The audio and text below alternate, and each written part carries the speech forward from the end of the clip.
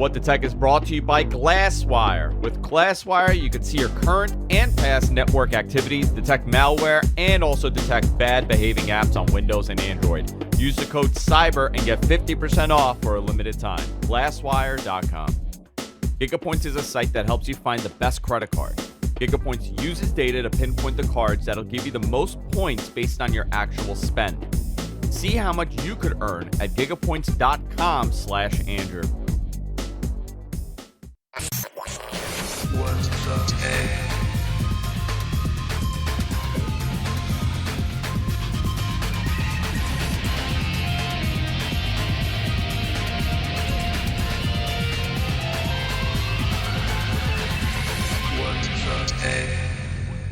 Hey everybody, welcome to What the Tech. I'm Andrew Zarian. Of course, I'm joined by the one, the only Mr. Paul Thurrott. How you doing, Paul? Uh-oh. There you are. Hey. Yep. You got muted. I have no idea why. I guess every time I change my shot now, it mutes you. This is a... Can you hear me now, Paul? I can hear you great. For some reason, like the video's like freezing all over the place for me. Yeah, but I don't know. Yeah. I don't know what's going on here. But I'll something's just turn going it on. off so I can't see it. Yeah, you don't need to see me. What do you need to see? Nothing. How you doing, Paul? We haven't done a show in about 2 weeks, so we're back today. Yeah. It's been crazy. It's This gonna year's be been the holidays. Yeah, this year's been out of control in so many ways. But you know what? We're here. We're doing a show, and we're doing one of my favorite shows to do. There's actually three of my favorite shows, right? We do back to back. We do our best of, we do our worst of, and we do our prediction show. I'm curious to see what our predictions were last year, because I guarantee you we didn't hit the nail on the head on many of it. Everything kind of got derailed after January with how, just things that we were talking about and what we were expecting. So I thought it would be fun to do the best of first, because there was some shockingly good stuff. The worst stuff is going to be a very bizarre show because there was so much bad. Right? And in technology... Yeah. How do you choose? I know. And if we were doing a worst of now, and I'll give you guys a little preview, I'm going to say the internet. That's my overall pick. So, I want to get into it as little as politically possible, but there's a lot of... the internet as we know it today will not be the internet in 10 years. I think we've all learned that the internet, the way it's functioned till now, has gotten derailed. Now, I'm not, and I don't want to pick a side, but there needs to be some sort of change on people's behavior. I think we'll talk about that a little bit next week when we dedicate some time. But I kind of want to talk about the positive, with what's going on. But before we continue, Paul, a couple of weeks ago, we did a giveaway. We gave away a Surface Duo, hard to get ticket here. A lot of people were very excited. We partnered up with the guys over at Glasswire, and we gave away a Surface Duo, and I couldn't believe the amount of feedback we got from a ton of our viewers saying, like, oh, man, I love that company. I use it. I use Glasswire. I got an email from a longtime viewer. He said that he will not use a laptop when he's traveling, because he travels a lot, without having Glasswire on it. So what does it do? It detects your bandwidth. It detects your network activity. It allows and denies new connections from suspicious apps. Detects a network bandwidth. Sees what's hogging up your connection. You could also see what apps are phoning home without your permission. I think a lot of people miss that. They don't consider that as often. Also, you get to see apps that are moving or that are slowing down your connection in real time. Instantly know if there's a new user device, a new unknown device on your network. Overall, it monitors. It also does a great job at instantly revealing bandwidth hogs, malware, privacy-violating apps, and things like that. And it blocks it.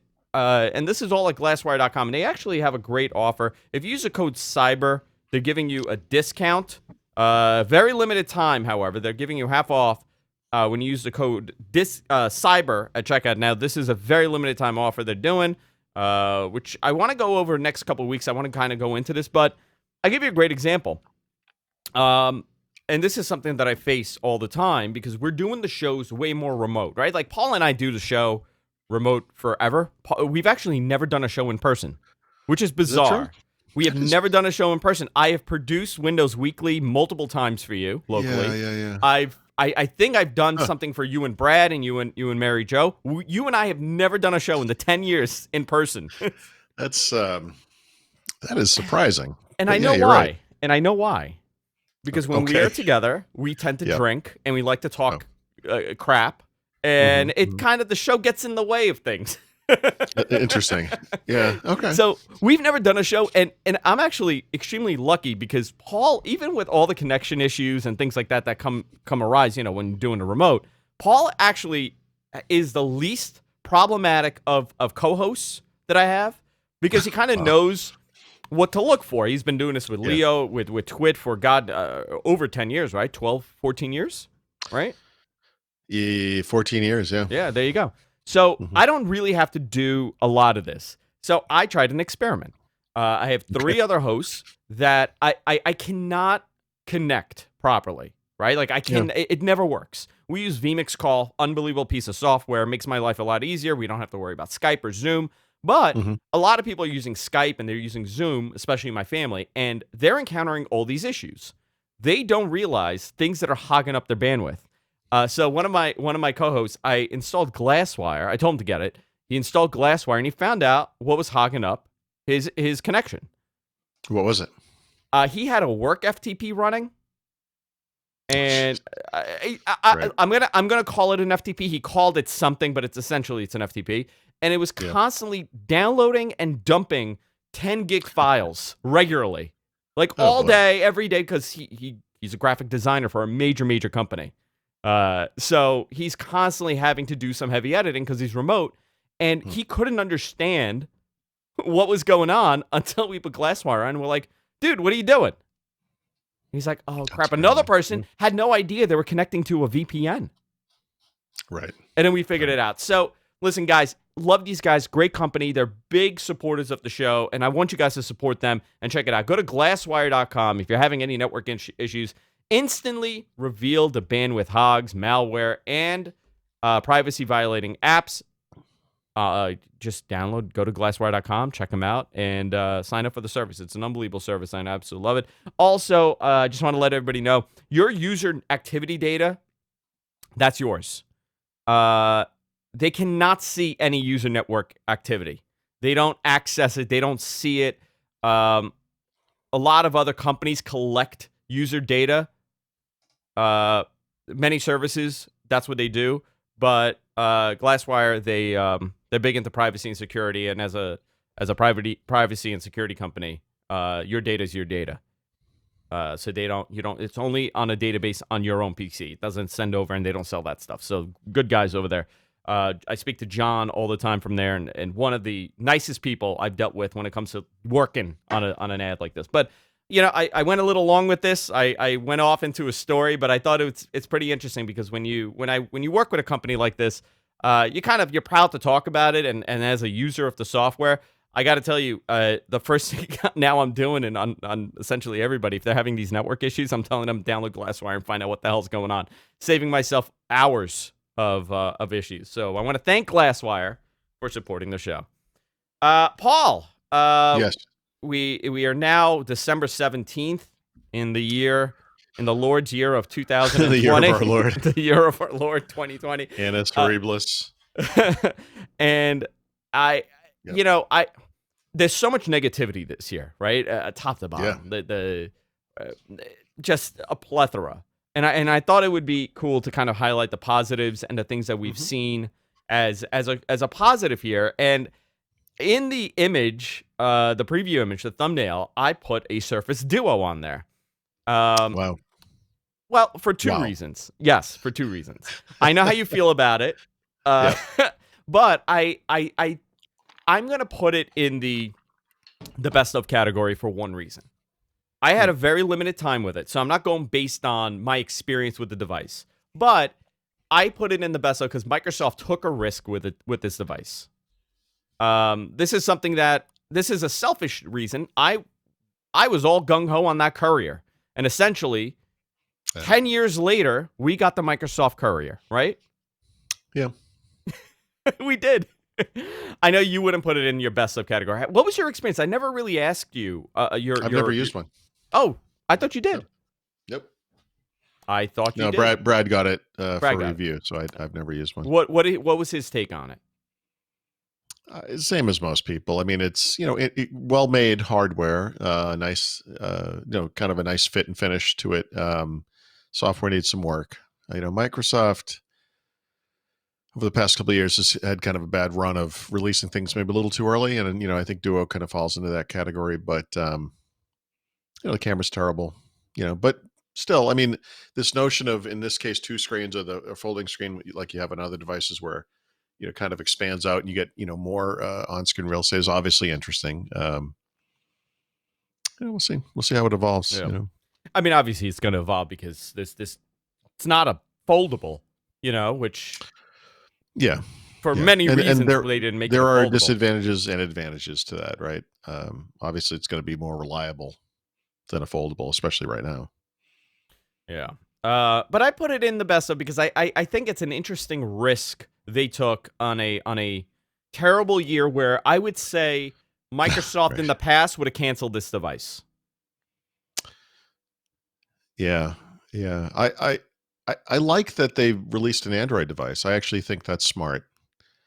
I think there are a lot of people out at this, in fact, there's probably even a bigger audience in the short term anyway, of people who might want to buy a traditional Microsoft phone, right, running Android. But yeah, you're right. I mean, for sure. I mean, Microsoft seems invested in these dual screen experiences. So. I said that to somebody, and they turned around from the Microsoft side, and he said, "Yeah, you know why they kept it? They're out of storage space with those Surface Minis. They have no more storage in their company for dead devices." This is somebody from Microsoft. I laughed my ass off when he wrote that. I have so many old Surface. I could build like a fort out of Surface RTs right now if I had to. Yeah. What would you, in all seriousness though, what's a device that you would put in the best of category? Because I have some really unorthodox concepts that I want to go down, and I'm going to explain why. But I want to know what you feel belongs on this list. I don't actually have a PC or mobile device, like a specific one that made the list. But what I do have is a couple of related things. So, for example, like one of the neat things that came out of this year, and this is really kind of making lemonade because obviously terrible year, pandemic, people are working from home and it changes everything, right? The one thing that this triggered was an understanding amongst people who otherwise would have just ignored this, that the PC is still important, Very, yeah. And when it comes to just getting work done, nothing beats a screen and a keyboard and mouse or a trackpad if you're using a laptop or whatever. And so we spend all our time goofing off on mobile phones and, we watch TVs, whatever. But when it comes to getting work done, the PC is so important. And I know it's sort of temporary. I know we're going to go back, but I really like that because I personally care the most about the PC of all the devices and of all the, different personal technology topics. And, I go back 5 years ago when Microsoft came out with Windows 10. I mean, one of the things I liked about that was that they were returning to an understanding that the traditional PC form factor still mattered, and then 5 years later we have this pandemic and it's like, yeah, it really matters, and thank God. I mean, can you imagine if we entered this year with Windows 8, like what a disaster that would have been. So, do you think Microsoft would have shifted? You think if this was, I don't think they could have shifted fast enough. No, but let's go back. I mean, terrible game to play, but let's go. Let's say it's not 2020 and it's the year 2000 and Windows at 2012. 2012, yeah. Yeah. So it's 2012 and we're brought to this. How does Microsoft adapt to this? Do they just say, "Hey, free downgrades to Windows 7"? Well, by the way, so they've done that kind of thing in the past. I mean, remember when Windows Vista was still new, and Windows Vista at the time was kind of big and heavy and didn't run, didn't show glass if you didn't have a specific kind of video card or whatever. All of a sudden, these netbooks appeared with Linux, and Microsoft needed something to compete with that, and Vista was never going to cut it. It was just too big and heavy. And so for the next couple of years, they sold something called Windows XP Starter Edition. Yeah. Because they just didn't have a way to compete with Linux on really low end hardware, But with regards to Windows 8, I mean, here's what I do know about that. I mean, they shipped that product knowing they were going to have to spend the next couple of years fixing it. And they immediately, they fired the guy that ran Windows immediately, and they set about releasing, Windows 8.1 and then Windows 8.1.1. And part of those fixes that they included in those two releases were bringing back the start menu, bringing back the start button, making it more desktop focused, that kind of thing. So, I mean, honestly, that took, I don't remember off the top of my head, it took over a year, certainly, for it to be in any good shape. So this year would have been disastrous if Windows 8 had come out in the fall of last year.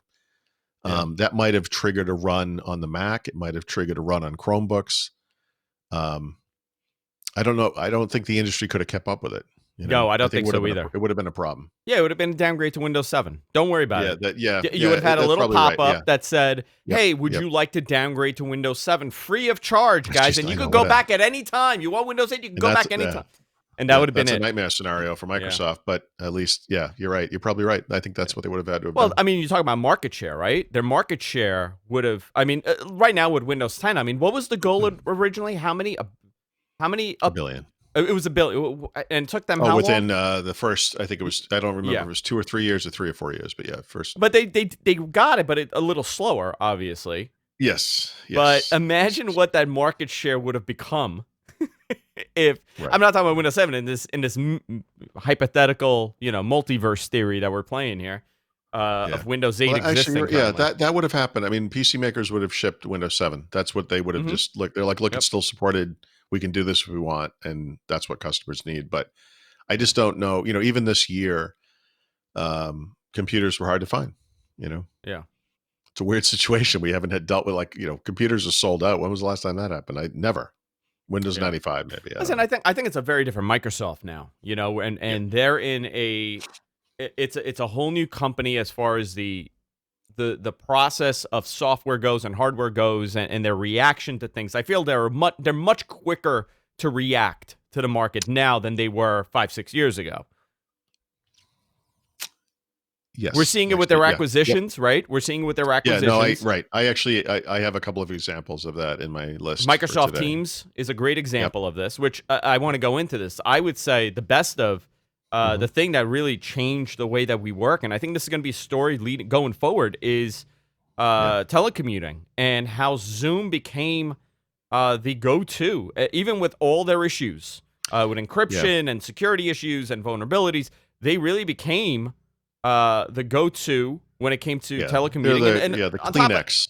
Of the Xerox, and obviously Teams, because I think Microsoft Teams really put in I would 5 say years Teams in the workplace and Zoom with people. Dude, 5 years worth of upgrades in 8 months. Yeah, so actually, not coincidentally, Teams is actually the second thing on my list. And I guess the thing I'll say there is we're still in this transition because Teams is going to keep evolving, but Teams landed at exactly the right time. Microsoft already was pushing it really hard and updating it really quick, and then the pandemic happened, and Teams revealed itself to be one of the most important things that's ever happened for Microsoft's business customers. And the reason it's so important, aside, and just getting aside from all the stuff it does, right? Because Teams is, I know there are critics of Teams, and it's big and it's heavy and it's getting bigger and heavier, and I get all that stuff. But Teams is awesome. It's a huge platform. It's almost as big as Windows, really, from a platform perspective. It runs apps. It's incredible. The pandemic's going to end someday, and when it does, people are not going to stop using Teams, because one of the things that people in the companies that they work for have figured out is that they do these things virtually now, and they can record meetings. There are automatic transcriptions, language conversions. You can search by audio and go right to the point in the meeting where someone said something. And people are going to want this stuff even when we're back sitting in the same room, because even if everyone's there, there's a permanent record of those meetings that you can go back and refer to later. It's so crucial. It is, yeah. Teams is just incredible. And listen, also, here's the other crucial part, right? I had dinner about 3 weeks ago with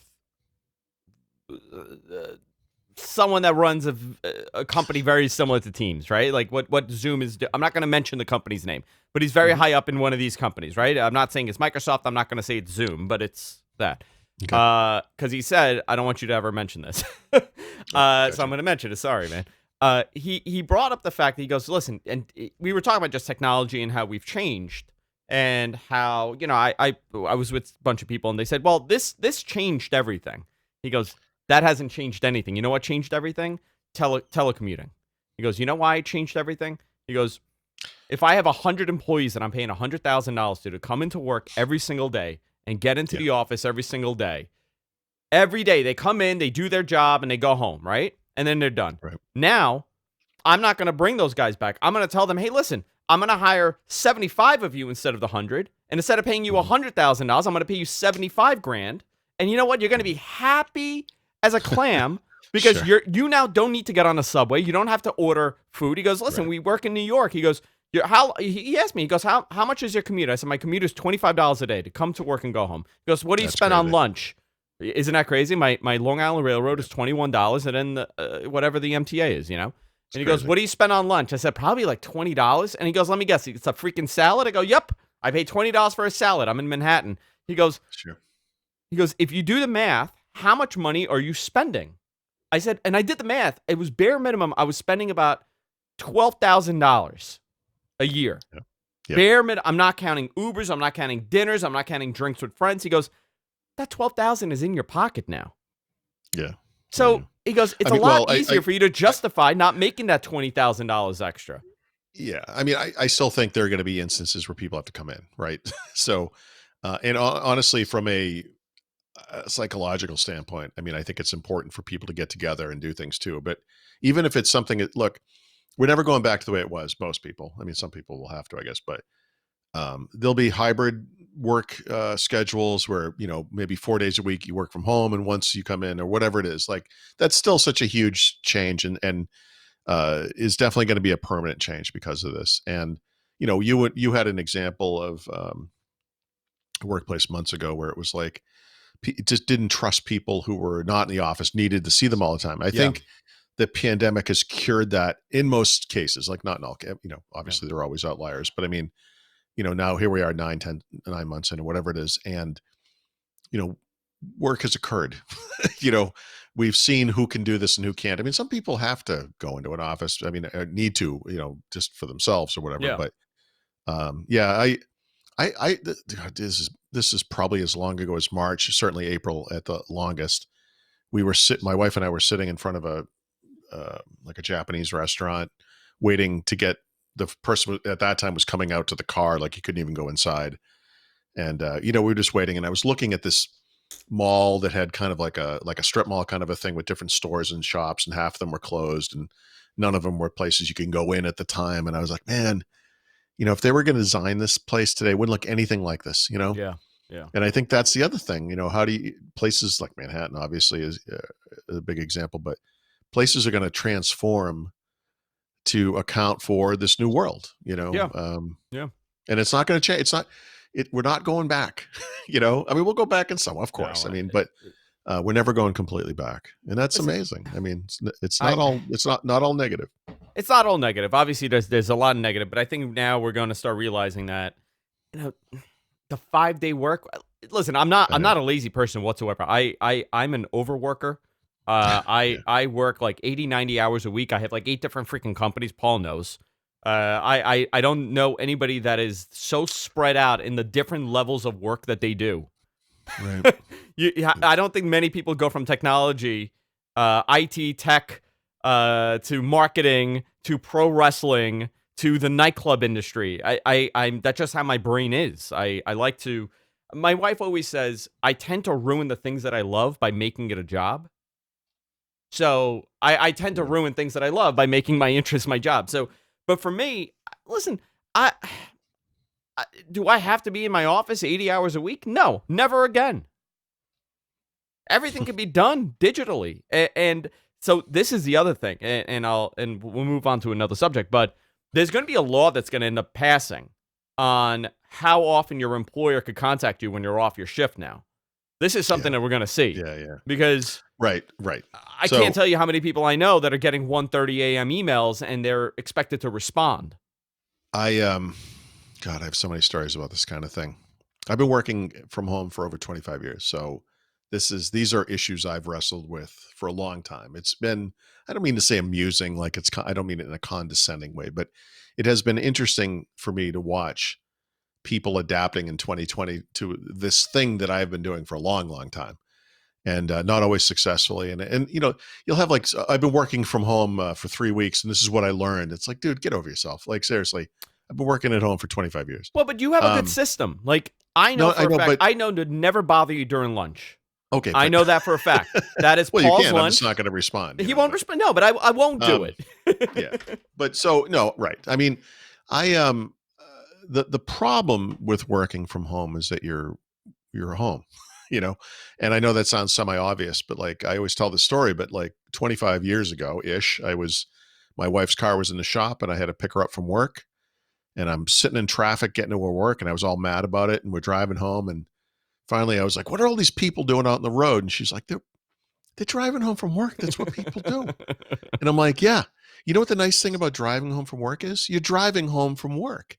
And actually, that's one of the things that Microsoft kind of learned during the pandemic was that this commute thing kind of matters to people because it's a transition period between It the is. work and home states, and it helps you kind of reset your mind, to be in the right place. And that's something, especially back then when I was just starting out doing this, I didn't really have.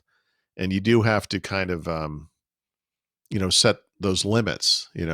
Well, so But think about this, right? My commute, on a really good day, I could be in my office in like 45 minutes, and that's taking 2 Mhm. trains and walking and all that, right?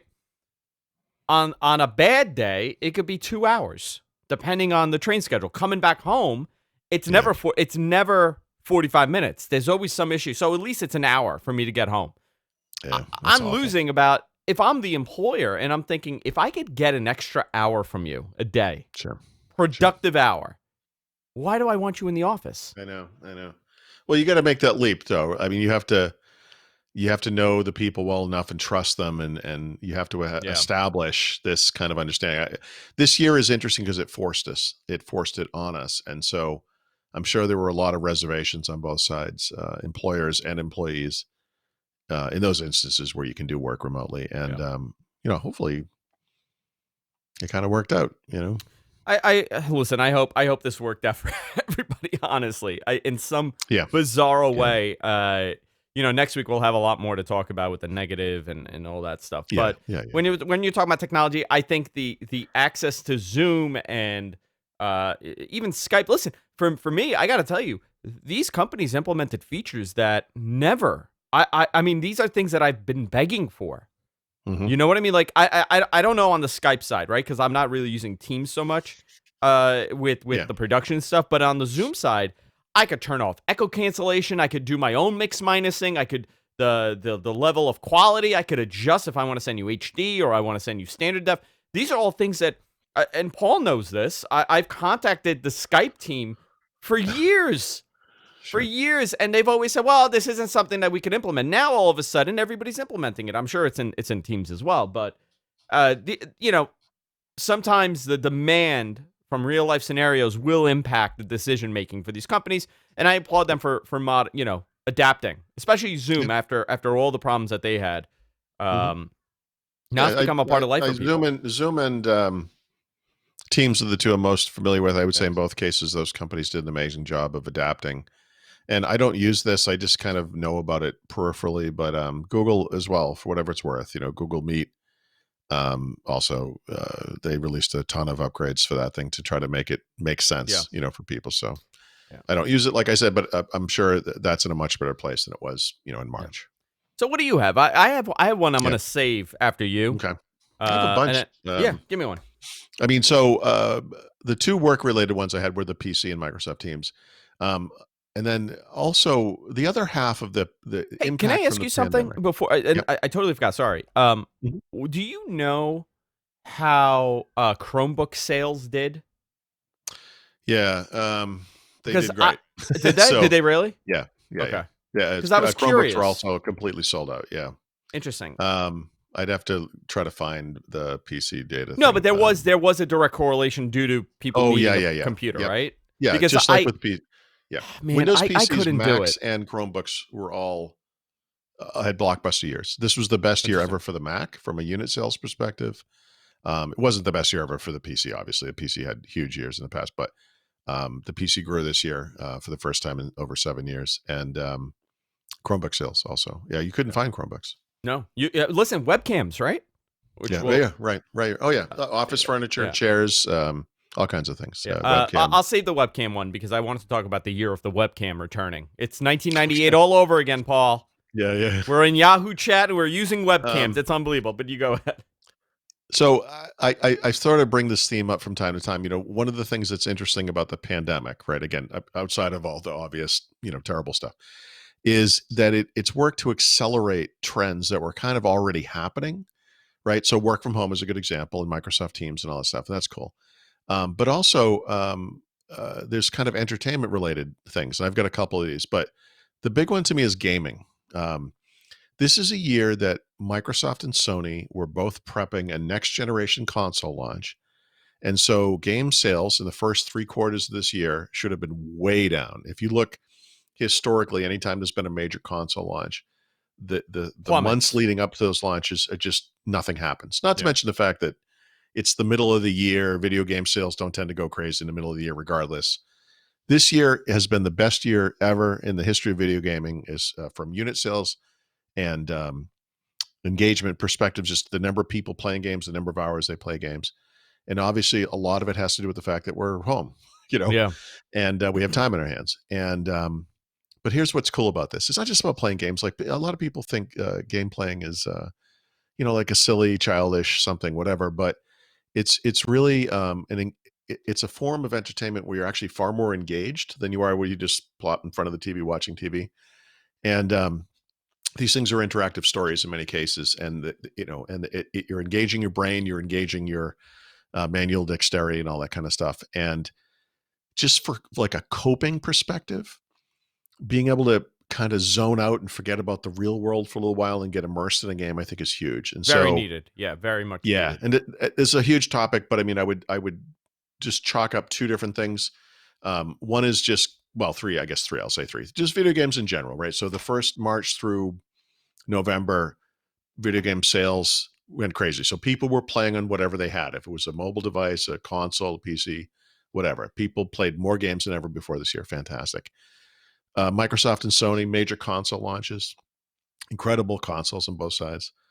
That stuff is huge, and that will drive a whole generation of gaming going forward. That's all cool too. But if I had to pick one thing, and it's not so much because it like dominated, but I think this is the year it kind of happened, is cloud streaming of games, right? And so Stadia kind of kicked it off, I'll say, last November with, when it released, and then expanded and got better throughout the year. Microsoft xCloud turned into game streaming, which is a feature of Xbox Game Pass Ultimate. Amazon has a Luna service. NVIDIA GeForce, I forget the name of it, now I think is the name. All of a sudden, this game streaming just going mainstream. Yeah, well, you know how also know it? Even on the PC side, Yeah. I built a brand new production machine. Mm-hmm. Do you know how difficult it was to get parts? Yeah, right. I mean, this was same thing. Yeah. I mean, we'll go into the. I mean, again, this is one of my negatives. It took me months to find a 10th gen Intel chip. Right. Right? Right. Because I wanted to build an i9 and i7. I didn't do an i9. I did an i7 and I couldn't find that specific one. Video cards, it's a freaking disaster, especially with those new NVIDIA cards. The RTX 3070 and the 3080, 3090, impossible to get. RAM shortages, RAM prices have gone up. This is all, I mean, listen, in a normal year, obviously you have some of this, but not to this level. Yeah. Yeah. So I think people are using their hardware. They're gaming, and obviously video cards are for obviously majority of them. Listen, I would say it's for gaming. There's Bitcoin mining and things like that, cryptocurrency mining, but these are for gaming. And Right, I would feel comfortable saying that the Nintendo Switch might have started this ball to roll because it was a tremendous holiday season for them in 2019. And I Right. think what it did, it reinvigorated this portion of gamers that maybe they haven't bought a new console in a couple of years. Maybe they forgot, they haven't had time. And now all of a sudden, you know what? I just bought a Nintendo Switch in January. Maybe I want to get an Xbox now. Maybe I want to get a PlayStation now. And there you go. The market blew up. Yeah, I mean, there's choices for anyone, no matter what level you wish to play games at, or how hardcore you are about it, or whatever. I mean, and that's cool. I think cloud streaming, ultimately, because of its convenience and just you grab a controller, hit a button, and you're in the game, probably eventually will replace consoles for many people. Yeah. And then of course gaming PCs will always be on their own level because those things are kind of infinitely expandable. But great year for gaming, Yeah. just a great Yeah. year. Yeah, it's interesting with all the bad and the economic impact. There are certain industries that are doing really well, and I kind of want to touch on that a little bit. Mhm. And listen, I the way that I said it in my head prepping for this next segment came off Okay. like, do you remember the Sally Struthers commercials for starting a new The- career? Oh, TV you know what? VCR repair, Sorry, you homemaking. said Sally Struthers, and Sally Struthers was in All in the Family. Is that who that is? That is who it is, The but she blonde woman? also Yeah. was the infomercial queen for Yeah. the No, learning, but I thought whatever of it was. Suzanne Summers when you said that, and I was like, you mean the ab blaster? I'm gonna leave that. No. Isn't it the Thigh Master? Suzanne Summers was the Thigh Master. The thigh, yeah, it was the Yeah. the thing you squeeze with your legs or yeah. whatever. Yeah, A friend of mine's father, no joke, invented the Thigh Master after the Second World War. Okay, grandfather invented the Thigh Master. He invented this thing. He showed it to his brother. This is actually hysterical. Showed it to a whole bunch of people, and somebody got he sold it. He sold the rights to sell it like sometime in the 1950s to some guy, and that guy ended up becoming the guy that made it into what it is. How the Thigh Master right. was I assume like Suzanne Summers was just like the celebrity spokesperson. Yeah, spokesmodel or yeah. whatever. Yeah, it was actually, I think his last name, Italian guy, Mangiapane was his last name. I can't remember if his name was Joe. You're getting way off track because of I me. am. I'm sorry. Who? I'm so What? sorry. But you mentioned Sally Struthers. Yes. Now, what was that was what my her deal? tease because Okay. a whole bunch of businesses opened up that normally people would never have done or made money off of because of quarantine and because of the fact that people lost their jobs. There's been a whole explosion in new sources of income, which I want to touch on. I'm going to touch on after Wait, this. what does this have to do with Sally Struthers? I was giving a little teaser. Mm-hmm. We're going to get into why. Okay. Because you know what? I'll say it now. Like in the commercial, she would say, start your new career in mechanics, TV VCR repair, homemaking. And she would list all these paralegal, all these careers that you could start fresh. And I felt like that's what it was for a lot of people. And they defaulted to Etsy. They became Etsy sellers. Which, by the way, turned into something huge. I'm going to tell you something. My wife is a great example, and I'm going to go into it. But before we go, I want to talk about our great sponsor and talk about saving money. I want to talk about GigaPoints, and I want to thank them for supporting this show. GigaPoints is a site that uses data to help you find the best credit card. GigaPoints uses data to pinpoint the card that will give you the most points based on your actual spend. See how you could earn at gigapoints.com/Andrew. Now, what I mean by that is, I'm going to show you something. Actually, no, I can't show a competing card. I can't do that. But I have a card that's all white. I think you get, and it's very heavy. Mm-hmm. I got it because aesthetically, I thought it looked good, and I stopped using a card that GigaPoints actually recommended to me to use because I thought it was fun. Everybody's like, that's a cool card, whatever. I liked it. It was in my wallet. I get nothing back. I get Babka. Compared to my other card, I use a specific card that I get all these points for travel because I was traveling a ton before all this happened. But I'm actually not going to use this card anymore, and I'm going to go with the one that GigaPoints recommended because what they do, to be honest, picking the right card goes a very long way. You can save hundreds, earn hundreds, or even thousands of rewards every year, depending on how you use it, and it depends on what you want. Do you want cash back? Do you want free travel? Do you want gifts? You could pick from that catalog based on the points and do all that. GigaPoints does a great job. Unlike other people that are very invested in a specific company, they actually pick the card for you. There's no answering a bunch of questions or doing a ton of research. You simply create an account and you receive your recommendations in minutes. GigaPoints has an algorithm and they do all the work. They never see any of your login information. Just so you guys know, we were talking about security before when we were talking about Glasswire. They never see your login details or credit card numbers, as it uses a plaid method to intake your information. The same tools are used by Vimeo, by American Express, and thousands of other banks. So you know that your banking information is encrypted and secure during the process. It also maximizes your personal reward potential, which is a huge part. A lot of other sites have this one-size-fits-all. These guys don't do that. These guys are actually, their algorithm is so intelligent that it knows exactly what you want. If you want free flights, they could do the best for that. All you got to do is just sign up. Highly recommend it. Guys, go on over there. Gigapoints.com/Andrew. That's gigapoints.com. gigapoints.com/Andrew. And you could get started over there and pick the credit card fee. Listen, start the new year. Start it off right. Gigapoints.com. I want to thank them for supporting the show. So my point, Paul, with Sally, is that about 2 years ago, my wife started an Etsy business. She was doing it because I've never met someone that works as hard as I mean, you know Jess, but she's really, I always described her when we started dating as a tornado, where she has 800 things going on. So like she would walk in the house and there's paper flying and books and shoes come up. Like she's always doing something.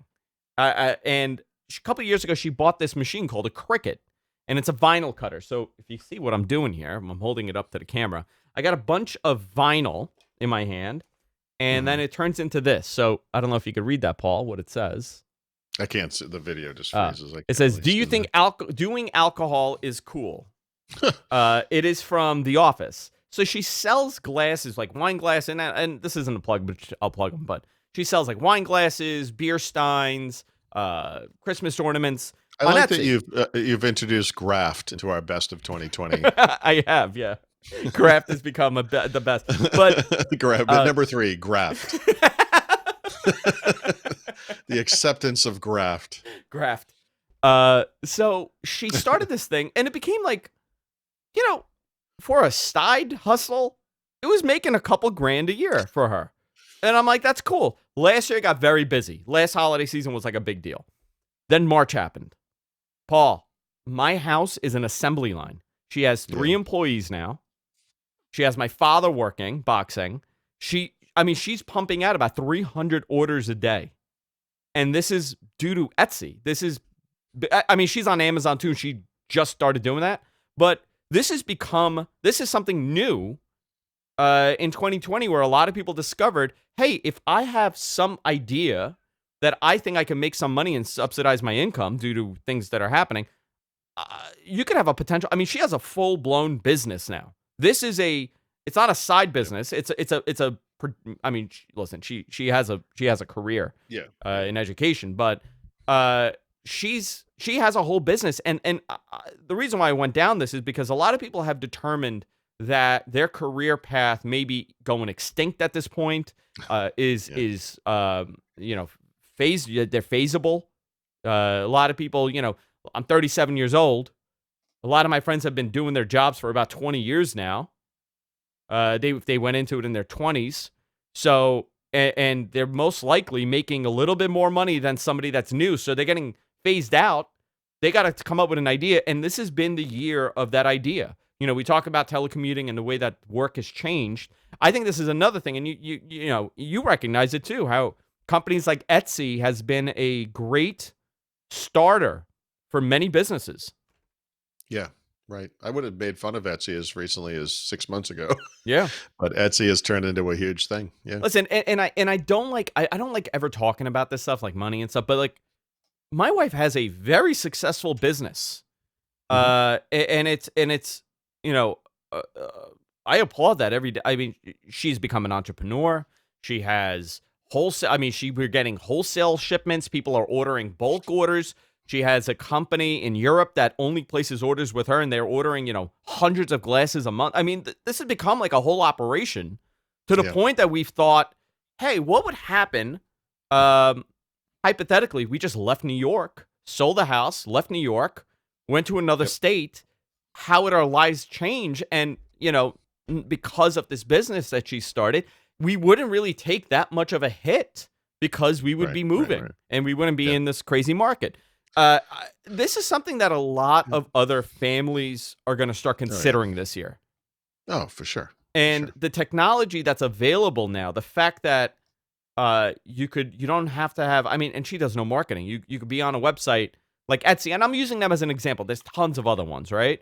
But you could do something. This is, listen, it's going to get bad next year for sure. This is all a mythical bubble that we're in because people have some money, they want to spend it. They're shopping differently. They're not going out, and a lot of people are making money from this. But this is a change on people's mindsets of, this is my career. This is all I've done. This is all I know. That's gone. You could do whatever you want now. Yep.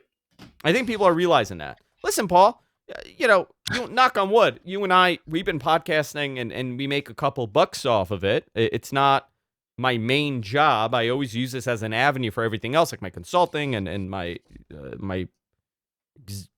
bizarre executive position in a hospitality group, which is a new turn in my life the last couple of years. But this is how people are thinking, and they're saying, I don't have to suffer and stick to this career that I don't like anymore. I think we have options. Yep. And somehow we went to Sally and now to Etsy and that. Right. I don't know. Yeah, I would say Etsy is on my list as a best of for this year. What do you have? Well, in keeping with the entertainment thing I mentioned earlier with games, the other side of that, of course, is sitting on the couch and doing nothing. And that's another great way to cope with, the terribleness of the real world.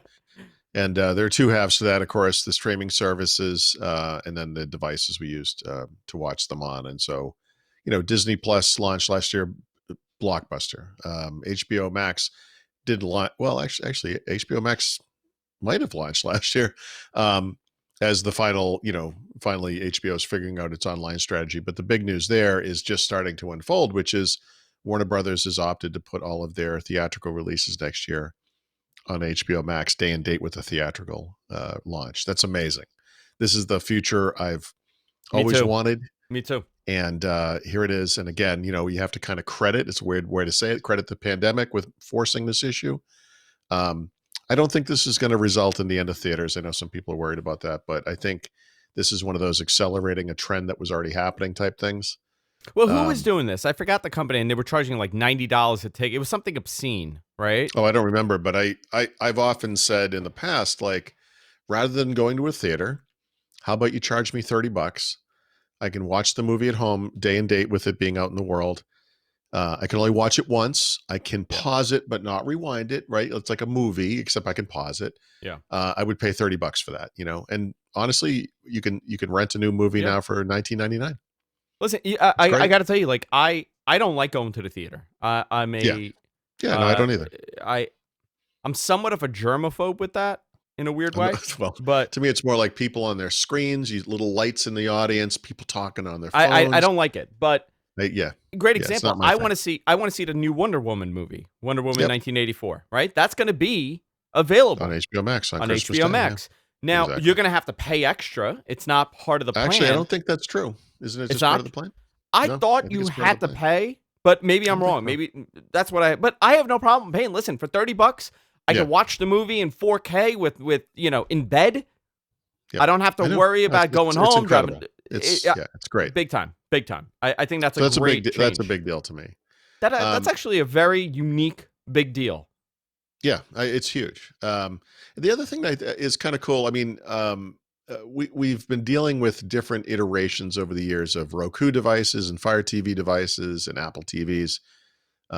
Google this year finally released something that makes sense, which is that Chromecast with Google TV. And it makes sense from a price perspective because it's inexpensive. It comes with a remote, something that was my next pick, by the way. Same exact. Sorry. Yeah. And it's and they're doing the thing that Apple has tried to do, but they're doing an even better job of it, which is aggregating content from all the services you're already paying for. Now, not everyone's going to be on board with that, and by everyone I mean like the net, not Netflix, yeah, Netflixes of the world or whatever, because companies can kind of opt out of that if they don't want to be part of that, and that's whatever. That's not anything Google could do anything about. But I think that the interface that they landed on is very, very good. The only reason I don't use it every day right now is because Apple TV's not on it. Apple TV's coming to it in January, February. So Yeah. great. They just announced that. I actually went back to my Fire TV. Even Yeah, though well, I was going to say, so the other thing is Fire TV is very close to this. And I don't know if you saw the news about the new UI they're coming out with soon. That looks fantastic as well. So I think it's very similar to what Google's doing.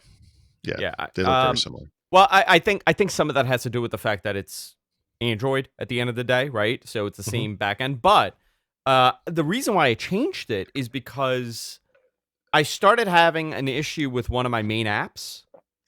One of the apps that I use regularly. So apps. the WWE Network, right? Again, I'm involved in wrestling, strangely. It doesn't hold my password. Yeah. So it would lock me off every time. But the other criticism I have is the freaking remote. The remote sucks. Right. This is probably the best remote out there when it comes to these smart. Listen, I'm not counting. You mean the Fire TV? The Fire TV from the mainstream ones. I'm not talking about no, it is. You're right. NVIDIA Shield. There's no debate that it's the right shape and size. I'll tell you why. You will never hit the volume button by mistake. You'll never hit the power button by mistake. Everything is spaced out perfectly fine. Yeah. You know where the wheel is, so you never have to see it. The other ones, you got to fiddle around and figure out which one. The other problem, it gets lost because the thing is white. So God forbid you have white sheets. The problem I have with the Google TV remote, the Chromecast, whatever it is that the volume buttons are so small, and I when I go to press down volume, I often press up volume by mistake, and when I'm reaching for that and I want that to work, like that's not what I want, at that point, obviously. I'm just glad there's a remote. It's that just having a remote is a big improvement. But yeah. But definitely I think Google did a very good job with this device, and it didn't get a lot of But here's the thing, Paul. I got a question. How do you break through in the market? When you're Google now. Obviously, you're a big dog, but now you're entering the market with a new product. How do you break through and become the product, compared to Apple TV or the Roku? I think by virtue of the fact that Google owns Android, they have the opportunity to break through in things like gaming with Stadia, in entertainment with this Chromecast thing, with smart speakers, so you have whole house audio or just audio in whatever room, home theater in the future. I mean, they're obviously the poor man's Apple in some ways, but they're also what Microsoft was in the PC space 20 years ago, which is the volume player. So there's I don't know what you call that, network effect or virtuous cycle or whatever it is. I mean, people use Google devices. There's a chance, so I don't know. I mean, I think for Google, I'm sure this thing is like a services play. The idea is that you turn the device on, you want to rent a movie because it's Friday night and you rent it from Google. Yeah. Whatever. I mean, because who cares where a rented movie comes from, right? Yeah, because it's not yours. It's not going to sit there. Yeah, it doesn't matter. Yep. Question for you. Phones. What would you say was the best phone of the year? All right, so I have a phone entry, and for me the how do I say this? The thing that makes the list for like the top or the best of 2020 isn't actually an individual phone, though I'm going to list 3 of them. It is rather a trend that, again, I think this is something that was happening, but the pandemic accelerated it. Like, we know for a fact that people have been holding on to their phones longer, right? And now it's probably even worse because of the pandemic, or better, or more. Phone prices have gotten out of control. You could spend $1,400 on a Samsung phone or $1,300 on an iPhone if you want to. And so I think the neat trend this year has been the emergence of high quality, low end, and mid range phones. And the 3 that I'll cite I'm only actually a fan of two of them, but I'll just recognize the first one, which is the Apple iPhone SE, the Google Pixel, all of the Pixels from this year, the 4A, the 4A 5G, and the 5, all of which cost between $350 and $700. It's incredible. You could buy all three of those phones for the price of one iPhone Max. I mean, it's crazy. And also the Samsung Galaxy S20 FE, which brings all of the the best parts of the S20 line down in price, so people can afford it. This is a huge trend. It's a huge positive trend from this year. Really, really good. Yeah. I think it's I do think that's a big positive trend. One Yeah. thing that I've been hearing a lot of people, and it's funny because pricing changes things. A lot of people Mhm. are buying that iPhone Mini. Yeah, I mean, so the iPhone Mini is on the edge of this category as well, right? Because of its pricing and so forth. And for whatever it's worth, all of the Pixel phones are on the small side for whatever reason. The S20 FE is actually on the bigger side. The iPhone SE is obviously very small, like almost too small. Um, one trend, this will make my worst of list in a way, is the one thing I don't like. It's not unique to this year, but it did kind of come back. Is Samsung does this. They do that. They've done this consistently. Apple did it again this year, where if you want the best of everything, you have to buy the biggest phone that they make. And the biggest phone they make is not coincidentally also the very most expensive phone they make, right? So if you want the best camera and you're an iPhone guy, you have to buy the iPhone Max. Well, the iPhone 12, the iPhone Pro 12 Max, or whatever the hell it's called, is big and heavy, and I have its predecessor. It's too big, and same thing on the Samsung side. The Note 20 Ultra is fantastic in many ways, but it's also the size of a sailboat. It's Yeah. humongous, and I don't like that trend. And so the thing I like, it's not low cost. Like, it's not low cost versus high cost. What you're really looking for is value, really good value, and people are going to find that value in different places because they have different needs. So like the phone I've settled on for this year is the Google Pixel 4a 5G. It's not perfect. It's not even perfect for me, and it's not something I could definitely say everyone should get this. Yeah. It just kind of meets my needs. And by the way, it only it's $500, right? And because they have such good trade in, and Apple, Samsung, and Google this year all had great trade in on previous gen phones, I only paid $150 for it because I traded Wow. in my previous phone. It's not bad. Yeah, Not that's a bad at big all. deal. Yeah. Yeah, I it's interesting because a lot of people are I I'm very confused by it, and I think it's price based for yeah, that mini. Verizon's giving it away practically for $5 a month. sure, sure. So how I do I you? mean, to me that's too small, but To that's me, it me, is right? too. Yeah, to me, it's small too. And I was like, to me, if you're looking at that phone, I would almost say really, really compare it and think about the difference between that and the normal iPhone 12, the non-Pro version. Um, and I don't know. I'm just surprised. I think the iPhone 12 is a good value in that price range, I guess is the way I'll How say much it. is it? How much is that thing new? The iPhone 12 mini. The mini, Yeah, I'd have to six look it up. ninety nine, right? I Isn't think it like it's $700? six. Yeah, let me So see if I can if they're find it. giving it away for $5 a month, It's 699. Yeah. 699, five Oh, dollars right, a because it's a month. non-pro. I'm sorry, it is a non-pro. Yeah, so $100 more, right? Um, I don't know. You get an I would iPhone pay 12. 8. I would. Yeah, Yeah, I would. but what I I'm think this thing is almost too small. but here's the question here, right? For Hmm. it, so it's $700 brand new Yep. out of your pocket. Verizon has a $5 a month promotion. I know, it's crazy. So It's you're giving like this they're phone begging you away to take it. for Yeah, yeah, yeah. for $220. It's yours. Yeah, yeah, yeah. That's something, right? I know, it's crazy. I guess it didn't sell well, and now You this got to is. be careful though sometimes. Like this is only $5 a month. Like, for how long? Like, what's I the think it's time frame 24 on that? months. I think it's 2 years. Oh, It's okay, a because 2-year then contract. that's not too much money. No, you're Um, talking $220 for the phone. we my wife and I don't watch live TV, but we were watching whatever we were watching last night, and it concluded, and we had 10 minutes. It was 10 of 10. So I was like, I'll just flip around the live TV thing and see what's on. And I don't remember what we settled on, but it went to a commercial. So we got to watch a commercial. It was fun. We never did this. And it was a commercial for, I think, a Hyundai, but it was for some kind of a car. And I wasn't paying attention. I just zoned out immediately. My wife goes, "Wait a minute, what was that?"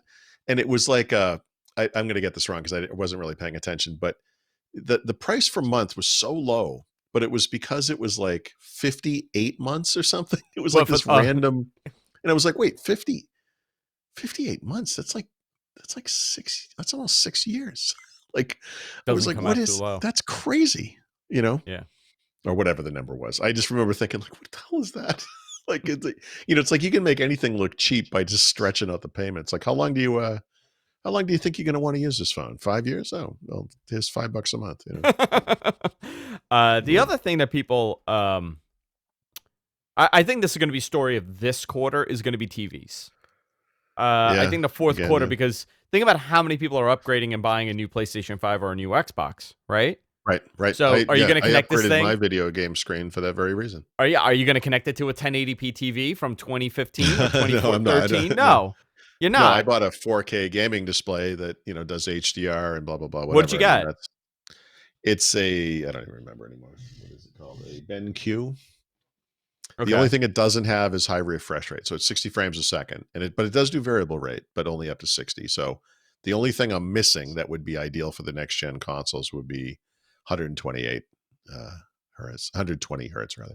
Oh, so you got one of their gaming monitors. Yeah. Yeah, this is interesting. I'm looking at it right now. Oh, with HDRI, without HDRI. I guess that's what they call it. Is it intelligent HDR? It is intelligent. It comes on and off. You can see it. It has a little badge. Oh, so I know, for example, when I use the Xbox, the dashboard is not HDR. And when the game launches, it's not HDR because when it goes through the little, opening screens, and then it clicks into the actual game and HDR comes on. Interesting. Fascinating. I'm looking at that. No, I'm looking at the lineup. What size did you go with? It's got to be 27 or 28. 27 inch. Yeah, these are nice. I will look it up. And it's a 4K. It was just the one that met all. Like I said, the only thing it didn't do was 120 hertz. That was it. But it was, to go from what I bought to that was doubling the price, basically. Like, it was crazy how much more expensive it was. Yeah, I'm looking at this. It is a 28 inch, EL 287OU. It was only $300. Oh, that's not bad. Yeah, that's not bad at all. Yep, and I can still return it. I bought this thing like a month ago. It says I can return this through January. I think they're doing extended returns and stuff, dude. That's crazy. Yeah, because of all the shipping issues.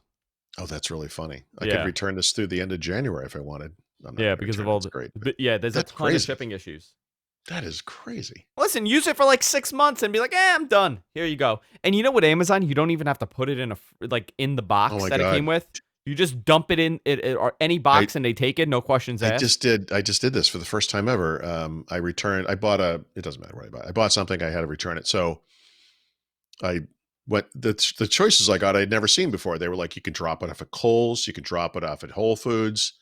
And those were free, or I could ship it back and I'd have to pay for the shipping. And I was like, oh, I'll just drop it off at Whole Foods, and literally I've done some things kind of like this. I've never done this with Amazon. You just bring it into the store. They scan something on your phone, like a QR code. I'm like, yeah, you're good. And I got credited for the refund before I got home. They don't even check. They don't even want to know what's in the box. Yeah. I don't understand that. When it comes to technology, what's preventing me from buying something, then putting it in the box and returning a broken one? Yeah, nothing. But I mean, look, I've been an Amazon customer for however long Amazon's been a thing. I'm sure part of their little thing is they're like, this guy spends a shitload of money. Just let him do it. I know they treat me like that because I buy so much from Amazon. Like on those instances where it's like I have to return, it's like, yep, no problem. So my Hisense TV, it broke, right? Yeah. Because I love the TV. Chinese piece of crap, is that right? Yeah. I mean, it kind of is, right? But it looks great. Like for $250, I got an unbelievable 4K display in my office. So the thing, what I'm noticing, because I leave it on all the time, the backlight went out. Okay, So it's not always. It just sometimes you need to reboot it and then it comes back. So when I Yeah. contacted Amazon, they're like, "Hey, don't worry about sending this one back. We'll just send Wow. you a new one. Give it to somebody." Wow. And I'm Like, like, yeah, we don't "Okay." want this. No, Yeah. they're like, because it's gonna cost them more to Yeah. ship Yeah. it Yeah. and all Well, that. especially, Think yeah, about it. something that humongous. And what it, God forbid you didn't have the box. I don't have the box. I have nothing. Like, what are you going to do? Like, wrap it in 3 feet of bubble wrap So I asked and why. bounce it to the store. I You asked know? why, and that was a reason. They said Yeah. by the time, because Amazon doesn't require you to put it in the original box, Yeah. most of the time when it comes back, it's shattered and even more destroyed than Yeah. through shipping. Yeah. So Right. they're like, "Fuck it, just take it, That's great. just keep it." So now I gave it away to somebody that needed a TV, but it's interesting. You know, Hmm. what else do you have, Paul? So I have a few things that are related to. I guess these are sort of specific devices. On opposite ends of the scale. Okay, We should mention the Apple Silicon devices, the M1 Max. I think those yeah. were huge. I say Um, I didn't know how to do it because it just came out, right? yeah, But the but reviews have been stellar. yeah. So I'm going to order one very soon. I finally was able to trade in my 2020 MacBook Air. Um, I don't know. Maybe they wait 6 months. I don't remember. I don't know what the time frame is, but I couldn't do it originally, and now I can. So I just got. I haven't gotten the gift card yet, but it's like $600. And then now I think I'm going to buy a Mac Mini just to give it a just to see what that's like. I think this is going to be another example of Apple being able to make this kind of transition successfully, just make it work. It's amazing, just from a technical perspective, amazing. But I also think it's going to influence PC makers to and Microsoft and I'm curious Qualcomm to. about that. Yeah, I think that's going to be a big deal. And I will say, this isn't going to be a big deal for most people from a 2020 perspective, but just as a little bit of an asterisk, on the bottom. Coincidentally or not, this past week, Microsoft added x64 software emulation support to Windows 10 on ARM in beta. And what that means is you can, if you have one of these PCs, God help you, sorry, but you can finally run 64-bit Intel software on these computers, which has been something they've not been able to do. So that solves a big chunk of the problem with Windows 10 on ARM. The other chunk is performance, but at least it works. And so that's huge. I think Apple Silicon is going to have a huge impact on the industry. But even if it doesn't, the technical achievement of this, I think, is too big of I a mean, deal to ignore. we It's a big deal. haven't done a lot of shows the last couple of weeks, but Yeah. I agree with you. This is a big deal Huge. for a number of reasons. One, we've already heard leaks of their plan moving forward, right? The big question was, well, okay, this is fine on our MacBook Air, but what are you going to do with the Right. Mac Pros? What are you going to do with a MacBook Pro? And they have their Oh, answer. it's all coming. They're gonna put a crap ton of these Yep. chips Yep. and Yeah, make some it of a these are going to be 32 like 32 core. Yeah, it's 32 going to be core crazy. Yep. chips. Yep. Uh, They're going to have a whole dedicated graphics part to it. I have no doubt they're going to pull this off, and it's going to be amazing. Like, I mean, from what I read, it looks very impressive because, like you said, they're gonna have dedicated GPU cores. Yep. I think this is part of the problem too, right? If you have a MacBook Pro, people don't even realize this, but there's 2 GPUs in the Right. MacBook Pro, right? I'm Right. going with a higher end. I think there's a lower Yeah. end that doesn't Yeah, this have is it. like the integrated plus the whatever the dedicated, probably 90% NVIDIA. of the time, you're using the integrated. Of course. Most of the time. Yep. From what I understand and asking people, this is going to outperform what you are able to do with, obviously, by your dedicated one, because that Intel, Mhm. whatever it is, 640 or whatever the latest Intel dedicated chip Mhm. is, integrated chip is. But on top of that, it's also going to blow past the secondary one because everything Mhm. is going to be integrated in one chip on Apple's side, and it's their control.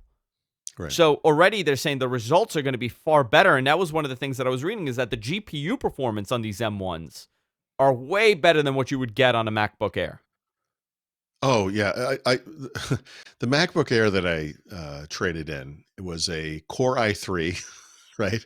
Y series processor. This is garbage, right? And and by the way, possibly because they were moving to ARM and didn't say anything to anybody, it shipped in an enclosure where the fan wasn't connected to the CPU, so the thing would get really loud because the fan was always blowing because it wasn't effectively cooling the device. So it's a piece Yeah. of crap. And this will certainly be is already a much better computer from that perspective. But I would say, you know, the MacBook Pro, the MacBook Air, and the Mac Mini that are available now are already super impressive. Yeah, they don't go up to 32 gigs of RAM. They don't have you know, whatever. Yeah, that will all come. But for mainstream users, I mean, I feel like it's already there. You know, it's incredible. Yeah. Well, how about Incredible. this though? You know, and this is just we haven't seen a redesign to these devices, right? All they did was Right. slap it in the same body. They just Yep. took the chassis and just put a new engine in. But Yep. the next couple of years, you're going to see how Yeah. this impacts the overall design. Because remember, you don't need, you know, the fan. It's fanless, first of all, Right. so that's a big Well, change. it can be. It can be. Not all of them are, but yeah. We haven't seen any external design changes. Also, the big question is, okay, so now you have this thing. Do you put a broadband option? Do you put a 5G Right.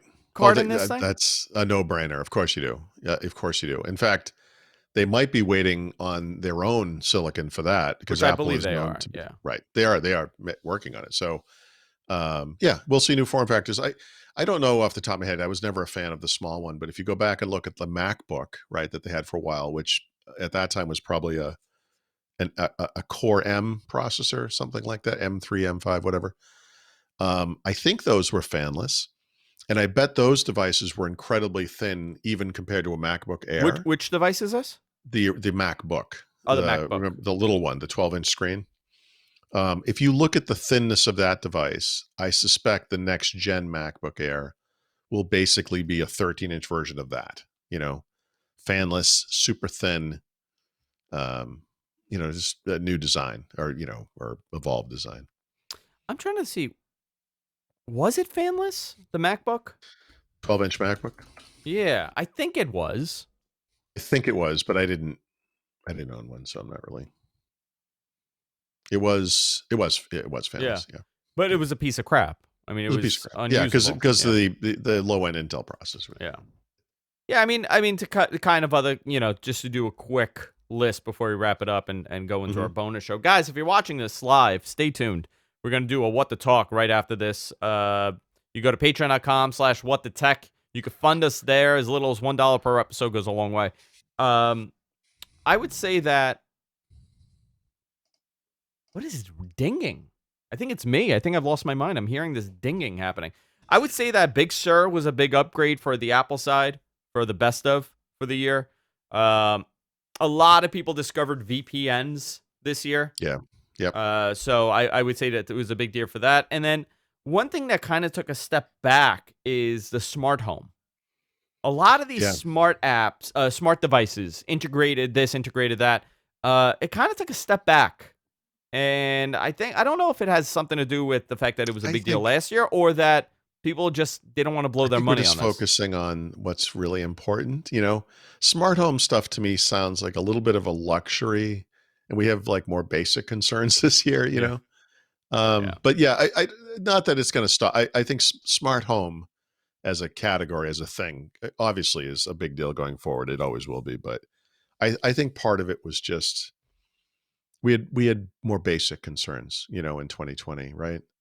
Than my lights turning on and off automatically, you know, whatever time. I mean, we just try to keep the lights on at this point, you know. Yeah, I think so. But also the Apple Watch. I think this is their best Apple Watch they've ever made. Yeah, it is. It is. There was a number of features on there that made me want to buy one. Well, the thing that made me want to buy one was the Fitness Plus thing. And I'm still interested, and that's something I'll look at going forward. But I ended up going with the Fitbit Versa 3 this year over the Apple Watch. Much less expensive and way better battery life. I mean, this thing, 6 days battery easy. But doesn't have that, you know, they have their own services thing, but it's nothing like Apple Fitness. So it's something, you know, to keep your eye on for sure. Yeah. All right. Let's I just got sent the link on a major breakthrough for quantum internet. Oh, really? Researchers have achieved sustained long distance quantum teleportation. Oh, jeez. Good. Could they teleport me back to 2019 Yeah, can we go back? so I can warn the world? I think you could only go Be forward. like, what was that game? That movie with Bruce Willis, the monkey something. Five Monkeys? Five Monkeys, right? Where he travels in time. He travels back. What do in you time or do? something. Shut down the airports, guys. Yes. Shut exactly. down Why all don't they- travel. Shut it all down. Yeah, just shut it down. Just shut down the airports from China. We'll be fine. Local Pennsylvania man was arrested and arraigned. It was arrested. Yeah, exactly. Yeah. Never heard from him again. He was never heard from again for screaming insanity. All right, guys. If you're watching live, stay tuned. We're going to do our bonus show. If you're not and you listen to the podcast, head on over to patreon.com/whatdetech. Go there. You could access all the bonus shows that we've done. We do a multitude of topics. We go everywhere, much like the show. So stay tuned. I kind of want to continue on some of the best stuff on that, so we'll do that. For all things Paul, go to therot.com. I want to thank our sponsors, and that was Glasswire, glasswire.com, and of course, Gigapoints, gigapoints.com/Angel. I want to thank them, and we'll see you all next time. Next week is the worst stuff, so I think you want to tune in for that. So I'll see you next week. Take care.